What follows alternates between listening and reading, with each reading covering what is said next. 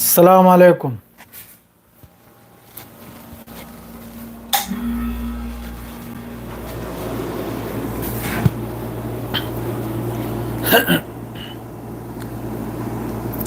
कनाम लेत्रो कनाम लेखिद्रब्रो अस पाव खर लेरेन हे नुंगाइखिद्रबा अदु तहनदबदि याद्रे मी मचा खर ठौलक ले खंगिब्राना मनप फाव तैब हैद्रि सेकना हैदा मनप फाव चोरी अदुइ मथकदा अंगांग निंगथा फाव मखोय हाइद्राने अखोय पांगल होंदा अदुना फेसबुक सिदा थोलक लेगा हां लान तौरु चो हायरकपगुंबगा अद्रैदि कनम तौरु चो हायरकपगुंबगा खंगिब्राने नापिक ngang madu kari haru ni mohoi bu kari hari ke chai sigi chaining mani sasil hoire gal ta kai daudrin laire saudi gi arab ki mathul paidrin laiba adu paidrin laiba na mai magi khangi bra kanom se adredi video thangali ma khai ji loina like lobagi ni adredi follow lobagi ni agit ki dana na adum gra to khatana yamna video se साधन तौरी अदो मथौ तार अदि कइनो मथौ तार अदि मथौ ताय हरक तारगदि लाक ताबनी लान नते लान देसु हेल्ब तौ ताबनी अदु माना खंगरोय मादि ngaraंगी पेबेटनी ngaraंगी पेबेट ने ने अखोइना दुम लौजै सेंगना हाबदा संगोम थकपै माया भाव केंद्र ने लौजै अदुम ngang जिरिमनि ngang जनि अदुगुम दो याम ताजल फत्ते दो मथौ तारदि लान नते लान दे हेलेबो कतो क्यासु अदुम तौरकदोरमनि अदु मथौ दु ताद्रियाबो हुजु फाव अदु माना हाइगत सारिये याकोई मखैसी माने नेट नुंगाइते आई खांगी मादुर सोई दुम माई टाइमिंग दो इता दुम थोक चरकपनी लाइव से पाउ दु ताहलम गायना अदु असाई मी सिगी वासे माही आना नै थोकी गा हांबा अदु मान हारिबा लान तो बचलो या खोई बु मणिपुर दा सिदा वा ngang लैत्रसु करी वा ngang करबना करी वाना मान वांग माद्रेदी कनोम खंद्र लेराय मिनाय खंद्र अमा तौद्र लेराय मनप चोबा अने चिंखली अंगांग नामे ngaraंगी संगोम थकपै माया भाव तेकलम खिरो याम बिल्किस बिल्किस कनानोम सु मतम नतब फोन तौजल लेबो हजिक मक सीनी लानगी पाउसी अदु यामना सीबगी पाउसीदी तादेको अदुगा इंडिया की न्यूज़ तो रंगनी हाइरिदो अमा अमदा अदु याम सीबगी पाउसी करम दसु लागते अदुगा मीदी सोयदमकी सिरमगनी अदु सुथिना याम साथिना कनोंगी दगी सु कैप्चल अमनी माइके मरी दगी माद्रैदी हिजबुल्लाह ना तौग्रिबे अटैक मयाम सी मसिंग मखा लेखिद्रे सेंगना हाइबदा मसिंग मखा लेतबिदनी हिजबुल्लाह ना लान ताख्रे मयाम से अदुई मथकदा गाजा मनुंग सुथिना सुथिना कन्ना हुजिक लान से सोकनिरे अदु मयाम सी लोइना पाउ से फाउना द्रमनिना ने नेट लांग से अमता हांगदोक पिरदि पाउ दु फसेना जर जर लाउना मथंग मथंग सेकंड खुदिंगी पिरक पे आएबा दु पाउ दु पुंफाउ फाउना द्रमनि हुजिक ते थबक दे हंजला इने हुजिक ते हंजला इने मपुई मयुम चलुदना करम करम न चलौरा अदु लानसी हिजबुल्लाह ना तौग्रिबि लान मयाम सी याम खरे जैतून सेटलमेंट अद्रेदी गोरेन माद्रेदी मालोत सीने चिंगबदा रॉकेट चहुंगी मथक चामरी की या योखरे नहीं न कहीं न कापचल खरे से असिदमी मखोई मी खरम सी अदु खरम नते बहुत सिरमगने अदु मखोई की तरफ ते हाइदोरक तमनी सेंगना हाइदा मयामम सी माद्रे तेल अबिप्ता हाइफादा सीने चिंगबा मफम मफम दनी माद्रेदी सासा माद्रेदी कयीम माद्रे सिटी ऑफ कयीम अद्रेदी सोमनबू गिलोट बेस हेडक्वार्टर अद्रेदी मयामम नि माद्रेदी नतनिया माद्रेदी हाइफा अद्रेदी मलिकिया माद्रेदी सोमनन रमीम मफम मफम दा इजराइल की कोना कोना है दो कोंजिल कोया थुंगना कापचल खरमनि रोकसे सिदा मयामम सीबसु यावरमनि मखोय मिचमसु अदरे मखोय की आईडीएफ की फोर्स नबो हजिक कानो मनुंग दा गाजा मनुंग दा हजिक की बेद लाहिया माद्रेदी सोमनबो नॉर्थ गाजा दा मफम ले अदरसु याम साथीना मखोय की लानमी माही की मथकता कानम तौर एम्बुस तौरगा अदुगुम दोरमनि सिरेदो अदुना चिंगबदा मार्काबा टेंग D9 माद्रे महोय की व्हीकल अदुम तौदना मसिंग लेत्र थुगाई से लोइनै हाइ थ्रके तल तल अदो असाय अंगांग से मयाम ममिंग दीपक तरेगा अमा मा अदुम ngang सारे मा दु ममिंग दु हाइ रोइगे ममिंग दु हाइ दि नुगाइ रोइ फजना हाइ दु तौजनी ꯑꯗꯨ ꯃꯥꯅ ꯑꯇꯣꯞꯄꯕꯨ ꯑꯃꯨꯛꯀ ꯃꯥꯅ ꯇꯥꯛꯄꯅꯦ ꯁꯥꯒꯠꯂꯤꯗꯣ ꯃꯥꯅ ꯊꯣꯛꯂꯛꯇꯅ ꯉꯥꯡꯉꯤꯗꯨꯅ ꯀꯔꯤꯅꯣ ꯍꯥꯏꯕ ꯑꯉꯥꯡ ꯐꯖꯅ ꯅꯪ ꯑꯩ ꯚꯤꯗꯤꯑꯣꯁꯦ ꯌꯦꯡꯉꯗꯤ ꯍꯥꯏꯌꯨ ꯇꯨꯡꯅ ꯑꯗꯨꯒꯨꯝ ꯚꯤꯗꯤꯑꯣ ꯁꯥꯔꯛꯀꯅꯨ ꯁꯦꯡꯅ ꯍꯥꯏꯔꯁꯤꯅꯤ ꯕꯦꯀꯥꯔꯗ ꯅꯪ ꯈꯪꯉꯨ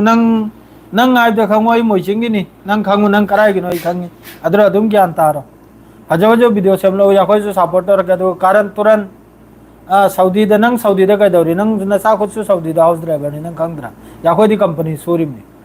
ꯅꯪꯗꯤ ꯍꯥꯎꯁ ꯗ꯭राꯏꯚꯔꯅꯥꯕ ꯁꯦꯡꯅ ꯍꯥꯏꯕꯗ ꯅꯪꯕꯨꯗꯤ ꯇꯛꯏꯕꯅꯤ ꯒꯔ ꯒꯔ ꯂꯥꯎꯃꯤ 24 घंटा ꯑꯗꯨꯅ ꯅꯪꯅ ꯑꯃꯨꯛꯀ ꯚꯤꯗꯤꯑꯣ ꯈꯔ ꯁꯦꯝꯒꯠꯂꯒ ꯑꯃꯨꯛꯀ ꯑꯐꯥꯎ ꯁꯥꯒꯠꯂꯤꯗꯣ ꯄꯪꯗꯅ ꯆꯠꯀꯅꯤ ꯚꯩ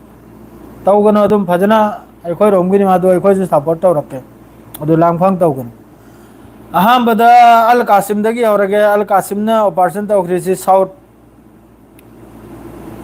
ꯑꯜ ꯐꯀꯧꯔꯥ ꯑꯦꯔꯤꯌꯥ ꯍꯥꯏꯔꯤꯁꯤꯗ ꯁꯤ ꯖꯕꯂꯤꯌꯥ ꯀꯦꯝ ꯃꯅꯥꯛꯇꯅꯤꯀꯣ ꯁꯤꯗ ꯃꯈꯣꯏꯒꯤ ꯂꯥꯟꯃꯤꯒꯤ ꯃꯊꯛꯇ ꯑꯦꯛꯁꯄ꯭ꯂꯣꯁꯤꯞ ꯑꯩꯈꯣꯏꯒꯤ ꯐꯨꯝꯗꯨꯅ ꯊꯝꯂꯒ ꯄꯣꯈꯥꯏꯍꯟꯈꯤꯕ ꯑꯗꯨꯝ ꯇꯧꯈꯤꯕ ꯑꯁꯤ ꯃꯌꯥꯝ ꯌꯥꯎꯈ꯭ꯔꯦ ꯑꯗꯣ ꯉꯔꯥꯡꯁꯨ ꯁꯤ ꯃꯐꯝꯁꯤꯗ ꯑꯦꯇꯦꯛ ꯇꯧꯔꯝꯅꯤ ꯉꯁꯤꯁꯨ ꯁꯤ ꯃꯐꯝꯁꯤꯗ ꯑꯦꯇꯦꯛ ꯇꯧꯔꯝꯅꯤ ꯅꯦꯖꯤꯔꯤꯟ ꯍꯥꯏꯔꯤꯕ ꯃꯐꯝꯁꯤꯗꯗꯤ ꯑꯗꯨꯝ ꯁꯤꯒꯤ ꯄꯥꯎꯁꯤꯗꯤ ꯑꯗꯨꯝ ꯁꯦꯀꯦꯟ ꯈꯨꯗꯤꯡꯒꯤ ꯂꯥꯛꯑꯕꯅꯤ ꯁꯤꯗ ꯅꯦꯖꯤꯔꯤꯟꯁꯤꯗ ꯃꯈꯣꯏꯒꯤ ꯅꯦꯇꯟꯌꯥꯍꯨꯗꯨꯁꯨ ꯆꯠꯇꯅꯅꯦ ꯃꯐꯝꯗꯣ ꯑꯩꯈꯣꯏꯒꯤ ꯌꯦꯡꯉꯨꯔꯕꯅꯤ ꯂꯥꯟ ꯇꯧꯗ꯭ꯔꯤꯕ ꯃꯐꯝꯗꯣ ꯑꯗꯨ ꯃꯥꯅ ꯍꯥꯏꯔꯤꯕꯅꯕꯨ ꯂꯥꯟꯁꯤ ꯁꯨꯡꯂꯣꯏ ꯂꯣꯏꯁꯤꯅꯤ ꯃꯥꯏ ꯇꯔꯞꯇ ꯍꯥꯏꯔꯤꯁꯦ ꯒꯥꯖꯥ ꯃꯅꯨꯡꯗ ꯍꯃꯥꯁ ꯂꯩꯕ ꯌꯥꯔꯣꯏꯁꯤꯅꯤ ꯃꯥꯅ ꯑꯗꯨ ꯏꯁꯇꯦꯠꯃꯦꯟ ꯄꯤꯔꯝꯃꯤꯗꯣ ꯑꯗꯨ ꯃꯥꯅ ꯃꯃꯥꯡꯉꯩꯗꯁꯨ ꯍꯥꯏꯈꯤ ꯒꯥꯖꯥꯗ ꯃꯥꯗ꯭ꯔꯦꯗꯤ ꯐꯤꯂꯤꯁꯇꯤꯟꯗ ꯍꯧꯖꯤꯛ ꯍꯃꯥꯁ ꯂꯩꯇ꯭ꯔꯦ ꯍꯤꯖꯕꯨꯜꯂ ꯂꯩꯇ꯭ꯔꯦ ꯑꯃ ꯂꯩꯇ꯭ꯔꯦ ꯍꯥꯏꯅ ꯑꯗꯨ ꯂꯣꯏꯅ ꯍꯧꯖꯤꯛ ꯊꯣꯛꯂꯛꯇꯅ ꯂꯣꯏꯅ ꯃꯈꯣꯏꯒ ꯂꯥꯟ ꯇꯧꯅꯔꯤ ꯑꯗꯨꯝ ꯇꯧꯗꯅ ꯁꯣꯝꯗ ꯑꯜ ꯀꯨꯗꯨꯁꯀꯤ ꯕ꯭ꯔꯤꯒꯦꯠꯅꯁꯨ ꯀꯩꯅꯣꯗ ꯒꯥꯖꯥ ꯇ꯭ꯔꯤꯞꯇ ꯃꯈꯣꯏꯒꯤ 60 ꯀꯦꯂꯤꯕꯔ ꯍꯥꯏꯔꯤꯗꯨ 60 ꯀꯦꯂꯤꯕꯔ ꯍꯥꯏꯔꯤꯁꯤ ꯑꯩꯈꯣꯏꯒꯤ ꯅꯣꯡꯃꯩ ꯃꯔꯨ ꯅꯥꯕꯅꯦ ꯑꯗꯨꯒꯨꯝꯗꯨꯅ ꯖꯣꯔ ꯑꯜ ꯗꯤꯛ ꯍꯥꯏꯔꯤꯕ ꯑꯦꯔꯤꯌꯥꯁꯤꯗ ꯖꯣꯔ ꯑꯜ ꯗꯤꯛ ꯍꯥꯏꯔꯤꯕ ꯑꯦꯔꯤꯌꯥ ꯁꯥꯎꯠꯇ ꯃꯁꯤꯗꯁꯨ ꯌꯥꯝ ꯁꯥꯊꯤꯅ ꯑꯜ ꯀꯨꯗꯨꯁꯁꯤꯅ ꯂꯥꯟꯁꯦ ꯇꯧꯈꯤ ꯑꯗꯨꯝ ꯇꯧꯗꯅ ꯁꯣꯝꯗ ꯑꯜ ꯀꯨꯗꯨꯁꯁꯤꯅ ꯃꯥꯗ꯭ꯔꯩꯗꯤ ꯁꯤꯅꯕꯨ ꯁꯤꯅ ꯍꯤꯒꯤꯅꯤ ꯑꯗ ꯑꯔꯥꯡꯁꯨ ꯁꯤ ꯃꯐꯝꯁꯤꯗꯅꯤ ꯑꯜ ꯀꯨꯗꯨꯁꯇꯨꯅ ꯇꯧꯔꯤꯗꯣ ꯉꯔꯥꯡꯁꯨ ꯃꯥꯗ꯭ꯔꯦ ꯖꯕꯂꯤꯌꯥꯁꯤꯗꯗꯤ ꯑꯗꯨꯝ ꯑꯜ ꯀꯨꯗꯨꯁ ꯑꯃꯁꯨꯡ ꯑꯜ ꯀꯥꯁꯤꯝꯅ ꯑꯗꯨꯝ ꯁꯤꯗ ꯖꯕꯂꯤꯌꯥꯁꯤꯗ ꯃꯈꯣꯏꯒꯤ ꯍꯦꯗ ꯀ꯭ꯋꯥꯇꯔꯁꯨ ꯁꯦꯝꯈ꯭ꯔꯦ ꯃꯈꯣꯏꯒꯤ ꯏꯖ꯭ꯔꯥꯏꯜꯒꯤ IDFꯀꯤ ꯑꯁꯤꯗ ꯃꯈꯣꯏ ꯂꯥꯟꯃꯤꯉꯩ ꯄꯨꯟꯅ ꯃꯈꯣꯏꯒꯤ ꯇꯦꯡꯂꯥꯡ ꯑꯃ ꯗꯤꯟ ꯑꯃ ꯂꯥꯟꯁꯤ ꯇꯧꯔꯛꯂꯒ ꯑꯗꯨꯒꯨꯝꯕꯗ ꯄꯣꯊꯥꯕ ꯑꯗꯨꯒꯨꯝꯕꯗ ꯃꯈꯣꯏꯒꯤ ꯉꯥꯏꯍꯥꯛꯇꯪ ꯑꯋꯥ ꯍꯟꯗꯣꯛꯄꯗꯣ ꯑꯗꯨ ꯑꯣꯏꯅ ꯑꯣꯏꯔꯦ ꯃꯐꯝꯁꯦ ꯑꯗꯨꯏ ꯃꯊꯛꯇꯨꯗꯅꯤ ꯃꯥꯏꯀꯩ ꯃꯔꯤꯗꯒꯤ ꯑꯜ ꯀꯥꯁꯤꯝ ꯑꯜ ꯀꯨꯗꯨꯁ ꯃꯥꯗ꯭ꯔꯩꯗꯤ ꯀꯩꯅꯣꯝꯁꯦ ꯑꯜ ꯑꯛꯁꯥ ꯃꯥꯗ꯭ꯔꯩꯗꯤ ꯃꯨꯖꯥꯍꯤꯗꯤꯟ ꯁꯤ ꯃꯈꯩꯁꯤꯅ ꯁꯤ ꯃꯐꯝꯁꯤꯗꯅꯕ ꯂꯥꯟ ꯇꯥꯔꯤꯁꯦ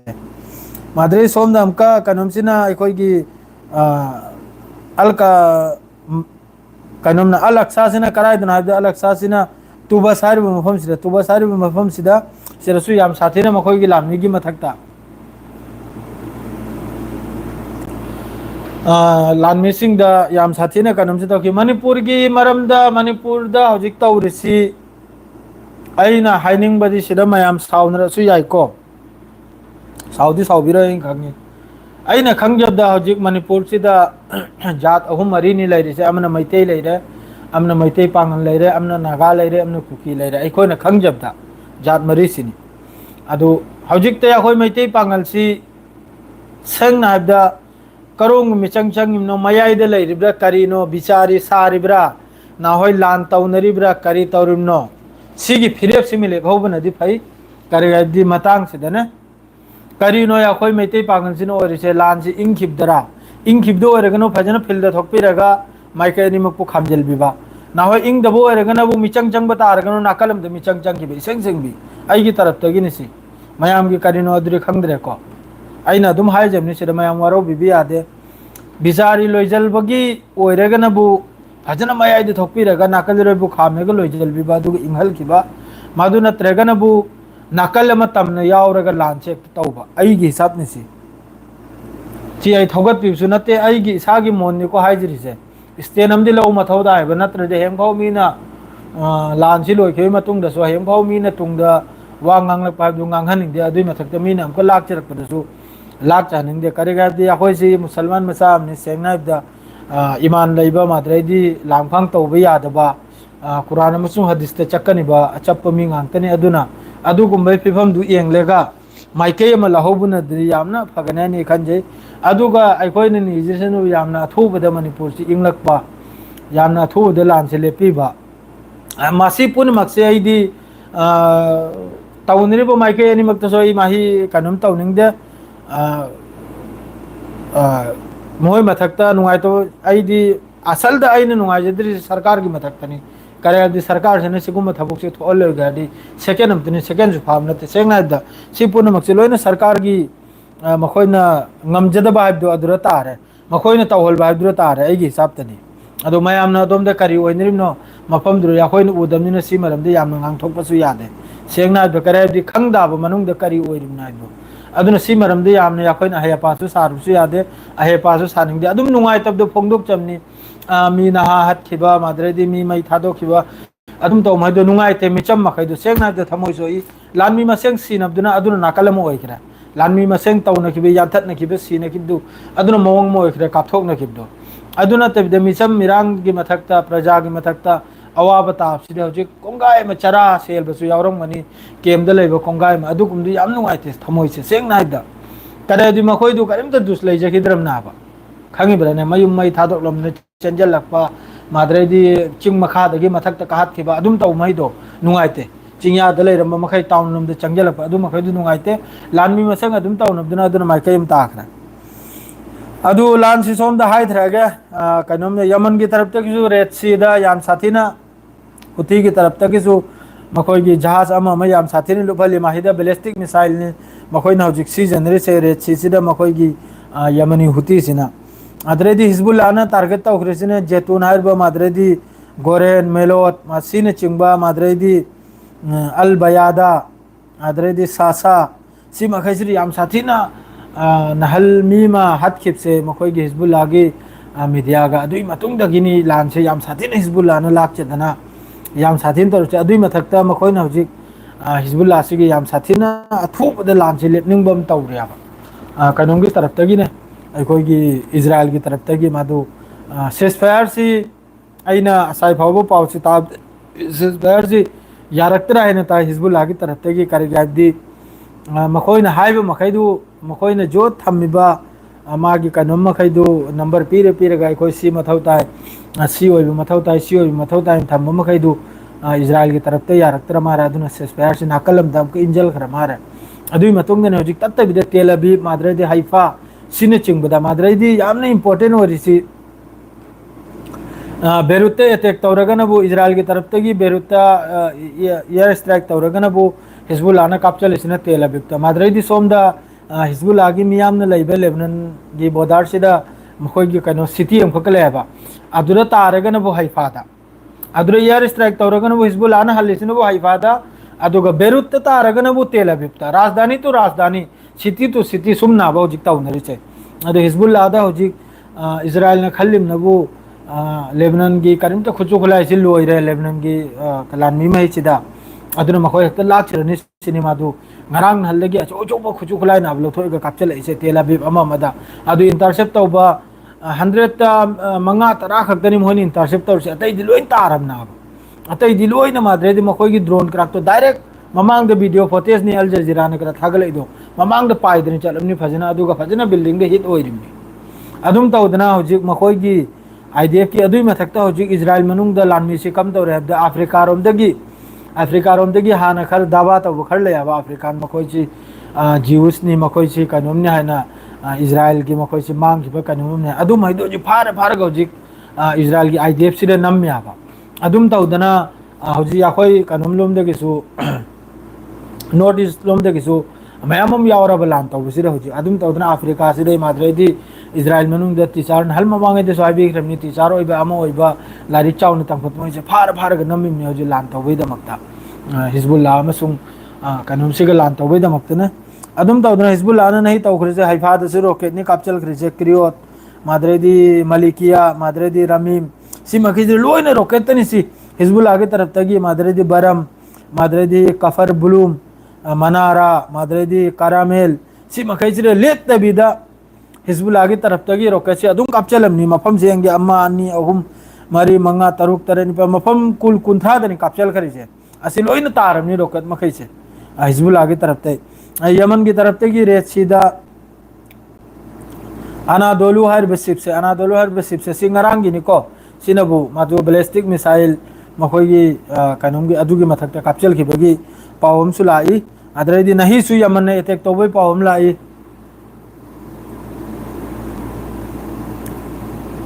एलियन बो जामन फजे अदुम तौदना मथंग मथंग कानूंगी मथक सिदने लान से अदुम तायाबा होजिक गाजा मनुंग से कम तौर है होजिक अल कासिम अमसु मादरेदी हमास मादरेदी अल अक्सा मादरेदी मोई मुजाहिदीन ग्रुप से कम तौर है मखोगी होजिक की बेत लहिया सिदा मखोगी मरकाबा तेंग मादरेदी मोई दी नाइन बोलदुजार अदुई मखादा फजना बोम लांग से थमलेगा अदुगा लापताकना फजना फमलेगा मखों मखों तिंथोकना फमलेगा बिस्मिल्लाह अल्लाह अकबर हायना हायरगा रिमुचे दबारिमिन अदुरनी उरीरि मगैदो अदरेदी सोमदा होजिक के होजिक मखोगी कनोमदा टाइम इजराइल दा पावम सुलाई अदुसो हाइजरकै काउखरे दोम तंग निंगसिंखिगे इंथोखिगे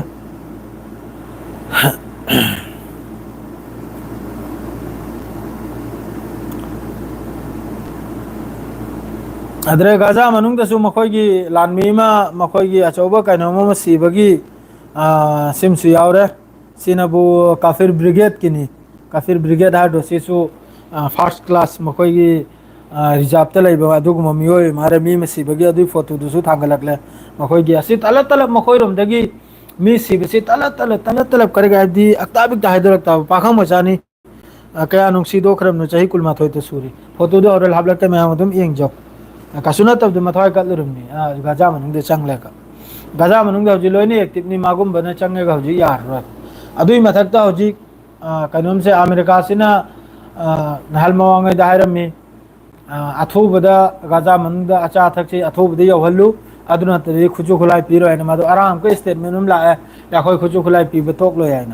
अदु नहल हाइस नरमिद पुन्नमक सिर थोइसि अमेरिका अमसुंग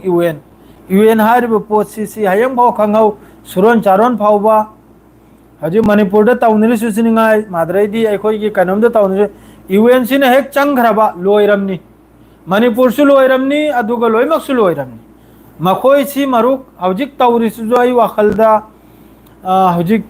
सेंगना हादो वारोबदी यादे आइना हारिमना आइना इचनाव मयाम लोइमक तु आई अमतने आइना खंजै अदु चिंगमी रोम दा खुजु खुलाय हजि मतेंग तौरि सु आई वाखलदा सी अमेरिका रोम की मोहय सी मतेंग यारोम बनाय खंजै मपाल की मतेंग यारोम बनायना आई खंजै आई की वाखलदनी को अदुम तदना हजि तौनरि पुन मक्सिसु लोइना पॉलिटिक्स अदुगुमो रंगने ते खंजै हजि फावबा एमएलए अमा मना मणिपुर दा सीट थादोक्त्रिसिनदी मखोय सी यामना कुर्सी सी यामना पाम बजानाबा मखोय सी योपी मथुल फमल लेगा मखारम दे योपी हत खिनिमनी कुर्सी मखादुर आई की जाप तदी फम लोइना चौबा याखोय की योपी असुकलम सांग बलाइबनी काप मरुक्रक सांग बदो अदु कुर्सी दुर फमल लेगा मथुल लोम दगी योपी से सुम यखत खिबा मथकलम दे मी अनि हमने नम थरे गने अदु अदे मपुन जुदा मखोय कुर्सी फमलो मखोय मखैना तवयार सुयाम वाथोक सुयाम अशांति ओइरिबा सुयाम मैचाक मैरो सुयाम मी पब्लिक पुंगौरिसी मखोय महितननेदी खंजे अदु नखोय रोंगी मणिपुर लोंगी इचनाव मखैनादी करी खल्ली मादुरी नखोयना खंगे खरे अदरे ngara स्टेटमेंट हम जोई उई कनानोमा एमएलए रा कइनो अदुमना मागी मयुमदा कनुम तोर मुदक्ता एखोय पांगल मैते पांगल की मथक थक्ता कनुम कर एफआईआर क्रमान तौजनना तौरिदो अदु याम नुंगाय तो वाफमनी सेंगना हाबदे करे हाबदे अद्रो साउनो मतमदा लोइने मैते सु पांगल सु लोइने यावरिमनी अदु मथक मान हक्ते कम्युनिटी हम खक्तबु सीन तौरमुना हैन मान केसम तौजल एफआईआर हम तौजल बदु याम नुंगाय ते ngara कराइदनो इन थेंगनमने अदु फेसबुक तर कइनोनी अदुम तौबदु हौजिक सिदा कोंगाय में यावरे आबा मनुंग द मई थाबा कोंगाय में यावरे आबा अदुम हैदु हाना आई हिसाब तदी मणिपुर मनुंग द अदुकुम मई थाबा अदुकुमबा सुदुर मुदुर सोंगी पाव हमद पुथोक पुजिन तौबा अदरैदी कसुनतबा वा कुपेम द वाचाव सेमदोपा अदुकुम मी मैदु हाना जिस तरह हौजिक ईरान मनुंग द सेंगदोइबा है अहुम सेंगदोकनिम नै वाखल ईरान मनुंग द हौजिक दिल्ली सेंगदोइम नहल जुमी तरेत ल कइनोमा पूरा सेंगदोखरे ईरान ना करी गायदी मखोइसी ईरानियन नि हाइने लैरगा अदुगो पाव से पीबा इजराइल लोमदा मादरैदी मखोइगी मुसात त पाव से पीबा ईरान दा अदु लांखरे अदु तौखरायना अदुगुम महिदुना बाउजी ईरान ने सेंगदोइचे मादरैदी न्यूज अमगा अरांग फंगजै मखोइगी ईरान की न्यूज ईरान से हौजी यामना चावना लान ताबगी यामना चावना इजराइल की मथकता लान ताबगी याम साथीना सेमगत सागतले आइना ngarang Iran की रिपोर्ट अंफक तो सोरांग फंगी ईरान से सोइदमकी चावना लान से तारा अनि इजराइल की मथक से रेसी सोइद्रमनि मयाम सी 100% नि माद्रेदी नहलगी अटैक टू ईरान खजितंग खोती होइखरायना अदुसु पाव अदुम तल तल थोकलई अदु त नत्तेबिदा मवांगैदे ईरान न इजराइल दे अटैक तबदुसु इजराइल की F-35 ने चिंबे जेट फाइटर मयाम मांगरबनी अदुरसु मयाम मांगरबनी अदु हाइदोरक्तरिनी अदुई मतुंगदनी इजराइल न F-16 F-15 मखोइन ऑर्डर तौदुदो मथौ तायना अखोइगी बोइंग कंपनी दा एयरक्राफ्ट कंपनी दा अदुम तौदना हजु लान सि सुबलेब लेबते अदर IDF की मी में सिबैद्रे हजु हाइबिरे अदुम तौदना मी अमा सिबगी दुम होइना दुम हाइरेबनी मयाम सिखरमनी नहीं गजा मनुंग तौखरबे अटैक मयाम दुदा मयाम सिरमनी अदरेदी लेबनान बॉर्डर दि मखोइ सिरबे सिरमनी 24 घंटा सिरमनी हजु यारे अदुई मथकता हजि हिजबुल्लाह ने अटैक तौबसिरा ngarang gidu ngarang na bu पाउदुरा मी अमत सि हाइना नहीं यबदनो मी अनि सुखरे तेल अबिबता मखोइ गी हजि के रॉकेट ताबसे अदर मी ता हेडलाइन दनबु मी तरेत सिबा माद्रग मखागी डिटेल्स दनबु मी तरेत सोक प हेडलाइंस दना मी मसिबा मखागी डिटेल दनबु मी तरा तरेत सोक पा माद्रेदी हौजी के ओबदनबु मी एनी सिरा हैरकले माद्रेदी मी मयामम सोक ला हैरकले माद्रेदी बिल्डिंग सो मयामम खोती होइरे माद्रेदी कानुम सो मयामम खोती होइरे अदुम तौदना तल तल Mohida हौजिक main हाइबुबु Israel मनुंग the media लेते रिपोर्ट पुनिंगाय लेते मखोइगी जेरूसलम पोस्ट हाइबे माद्रे अमा मलैरिदो वेस्ट बेंग हमदा अदोम दगी रिपोर्टर खरना अदुम मोबाइल की मतेंग लौरगा अदुम अमा मद पाव से फाउनरगा अदुगा पाव से फोंदोरपनाबा अदरैदि असाय मखोइ मी द फन तौब चप्पसे मी फुमहम चप्पसे सिदगी वीडियो तौरगा फलाना मी अदुक सिरे अदुक फुमब पुरकले अदुम लेवा मनुंग हपचल पुरकले हरगा अदुगुमना पाव दु थौलपनाबा अदुनि इसनाव सिंग अदु लांसी आमकन तौनरे अदु दुआ तौरिमनी हमेशा मणिपुर शांति लापायना करगे दु खन्न चाइना बाब थबुकसी खन्नबा चाइना बाबसे हयेंग फावबसी अदुम नादन लैगदौरमनी हयेंग फावसी नुंगाइतदन लैगदमनी अदुना खन्न चाइना दबिदे कम तौरगा चौखतकनी कम तौरगा याखोइसे मांग थाबनमगनी अदुई मरमदा खन्नबसे करगे दु अखोइने लैरिसिदा कराइदसु खन्न चाइना दे अखोइने लैरिसिदने कराइदसु नंग सिदा आई हिंदू मचागसु लैनै मुस्लिम मचागसु लैनै अमो मचागसु लैनै सिदा जात पात याखोइ सिदा लैताब सेंग नाइदा कराइदि कम तौरगा चौखतकनी कम तौरगा पैसा से तालकनी अदुरो सोंगी मिसे लैयाब सेंग नाइदा अदुनो नि सोंगी मपालगी यूरोप अमा मने याम साथिन चौखलिसे हजि अमेरिका दे कैनो इजराइल दे खुला योली सोमने यूक्रेन दे खुला योली मोहोइ दे कैनो मोहोइ दे पैसा ताली सेंग नाइदा